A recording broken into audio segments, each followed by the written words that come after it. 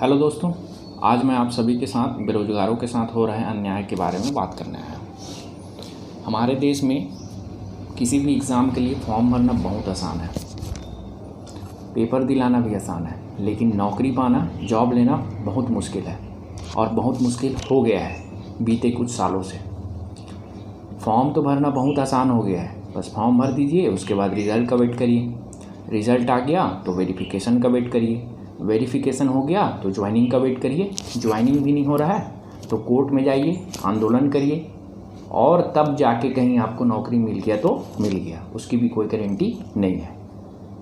और ये सारा चीज़ जो हो रहा है वो हमारे अंगूठा छाप नेताओं की वजह से हो रहा है, क्योंकि वो कभी पेपर क्लियर किए ही नहीं हैं। वो ना तो एसएससी निकाले हैं, ना पीएससी निकाले हैं, ना रेलवे ही निकाले हैं। बस बन जाते हैं नेता और अपने आप को क्या समझने लगते हैं, भगवान, बिना एग्ज़ाम दिए।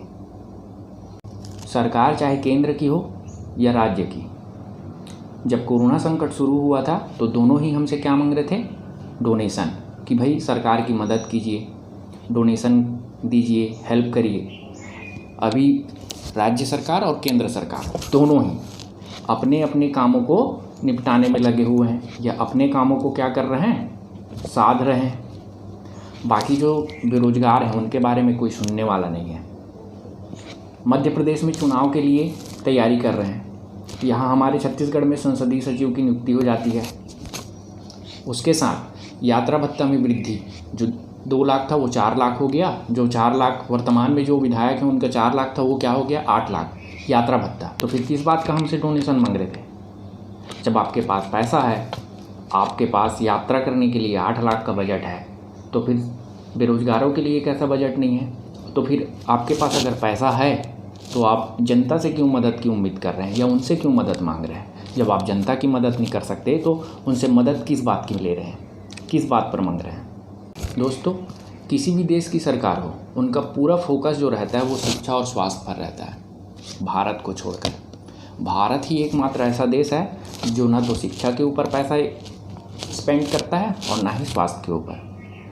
मैं ऐसे ही नहीं बोल रहा हूँ, जो हमारे पास समाज में आ रही तस्वीरें हैं उनके हिसाब से बोल रहा हूँ। हमारे यहाँ मध्य प्रदेश, छत्तीसगढ़ या बोल सकते हो पूरे भारत में जिनका एग्ज़ाम हो गया है, रिज़ल्ट के लिए वेट कर रहे हैं, वो जिनका ज्वाइनिंग बचा हुआ है वो आंदोलन कर रहे हैं। तो ये किस बात का सबूत है? हमारे छत्तीसगढ़ में जो एक गर्भवती महिला कोरोना पॉजिटिव थी उसको अस्पताल से निकाल दिया जाता है, उनका ट्रीटमेंट नहीं होता। जिनका सिम्टम्स जो है नॉर्मल है, कुछ सिम्टम्स दिखाई ही नहीं दे रहे, उनको ज़बरदस्ती वेन में भरकर एडमिट किया जाता है। तो ये है यहाँ का संचालन, ये है व्यवस्था यहाँ की।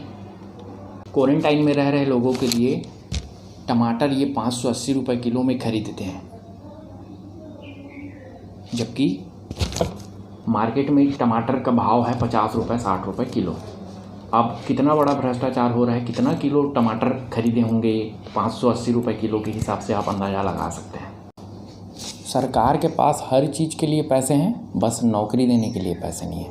नौकरी इनसे मांगो ही मत, सेंट्रल हो चाहे स्टेट हो, दोनों ही यही चाहते हैं कि बस नौकरी मत मांगो। एक बोल रहे हैं कि गोबर बीनो, गोबर से भी आप पैसे कमा सकते हो। अब डिग्रीधारी गोबर बीनेंगे क्या? एक बोल रहे हैं कि आत्मनिर्भर बनो, खिलौने बनाओ। तो क्या आप खिलौने बनाएंगे, ये कारीगर बन जाए?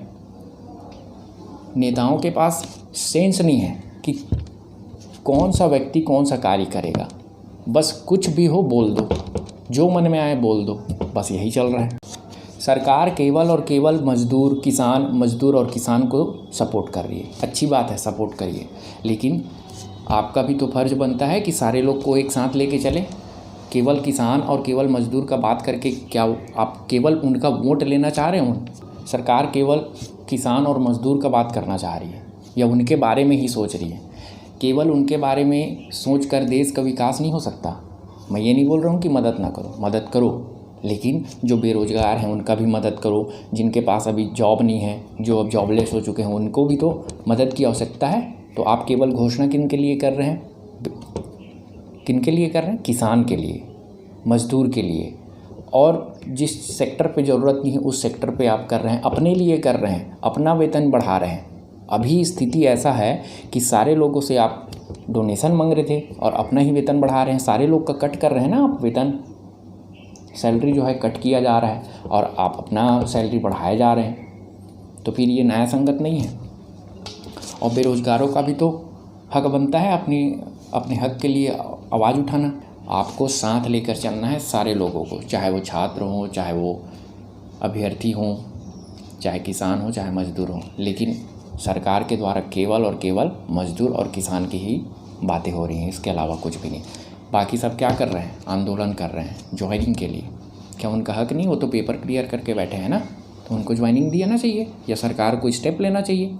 जिनका वेरिफिकेशन नहीं हुआ है, वेरिफिकेशन तो करा सकते हैं, इसमें क्या वित्तीय संकट है? पर यहाँ भी कुछ नहीं, गोलमोल जवाब देना, बस यही काम रह गया सरकार के पास। देश की तरक्की के लिए सबका साथ सबका विकास ज़रूरी है, नारा लगाने वाले कहाँ गए अब? SSC, रेलवे, PSC, सारे जो कैंडिडेट हैं जो एग्ज़ाम दे चुके हैं, रिज़ल्ट का वेट कर रहे हैं या ज्वाइनिंग का वेट कर रहे हैं, वो सारे आंदोलन कर रहे हैं। मध्य प्रदेश में क्या हो रहा है? लोगों जो आंदोलन करते हैं उनको गिरफ्तार किया जा रहा है, उनके ऊपर लाठीचार्ज कराया जा रहा है। तब सबका साथ सबका विकास याद नहीं आया? छत्तीसगढ़ में 14,580 पदों के लिए भर्ती की जानी है। अभी 2,500 से ज़्यादा पदों पर जो है वेरिफिकेशन का काम जो है बचा हुआ है। उसके लिए भी सरकार के पास वित्तीय संकट है क्या? उनके लिए तो हर चीज़ में वित्तीय संकट आ जाता है। कम से कम प्रोसेस को आगे बढ़ाना चाहिए। ठीक है, जब देंगे तब देंगे, लेकिन इसके लिए तो कुछ करना चाहिए। जो 2,500 से 3,000 जो पद बचे हुए हैं उनके लिए उनको जो है वेरिफिकेशन कराना चाहिए। उसके लिए भी वित्तीय संकट है इनके पास, समझ से परे है ये। और ये कहते हैं कि कोरोना के बाद जो है जॉब मिल जाएगा। कोरोना कब जाने वाला है ये तो किसी को पता ही नहीं है। तो कम से कम फॉर्मेलिटी जो है वो तो पूरा करके रखो आप। प्राइवेट स्कूलों में पढ़ाते थे जो टीचर, उनके पास आज नौकरी नहीं है, वो जॉबलेस हो चुके हैं। वो अपना परिवार कैसे चलाएंगे? उनके पास भी तो परिवार है, वो अपना खर्चा कैसे चलाएंगे? उनके लिए भी तो कुछ इंतज़ाम करना चाहिए सरकार को, या उनके बारे में सोचना चाहिए। तो वो प्रदर्शन क्यों ना करें? समझ से परे है कि क्या करना चाहता है सरकार, और केवल कोरोना के नाम पे ये राजनीति कर रहे हैं, इसके अलावा कुछ भी नहीं। और मैं चाहता हूँ कि जो ये मुहिम है speak up for SSC railway students, उसके साथ अन्य जो भी हैं, speak up for CGPSC Vyapam, speak up for Chhattisgarh शिक्षक भर्ती स्टूडेंट्स अभ्यर्थी, जो भी है उसको आप समर्थन करिए। उसके लिए स्टेटस रखिए, फेसबुक पे पोस्ट करिए, ट्विटर पे ट्वीट करिए, रीट्वीट करिए, यूट्यूब पे वीडियो बनाइए, जो भी सोशल मीडिया प्लेटफॉर्म है उसका यूज़ करिए और इसको सपोर्ट करिए।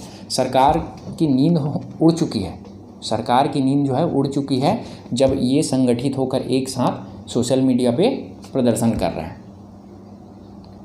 और इसको आगे ऐसे ही जारी रखना होगा ताकि सरकार जो है अच्छा फैसला हमारे हक में ले सके, हमारे हित के लिए ले सके। जितने भी लोग वीडियो को देख रहे हैं वो वीडियो को लाइक और शेयर करना ना भूलें, क्योंकि ये बहुत ज़रूरी है। ये आवाज़ जो है आप भी उठाइए, आप अपने मित्रों को, अपने दोस्तों को उठाने के लिए बोलिए, अपने हक के लिए लड़िए, तभी जाके सारे लोगों के साथ न्याय हो पाएगा।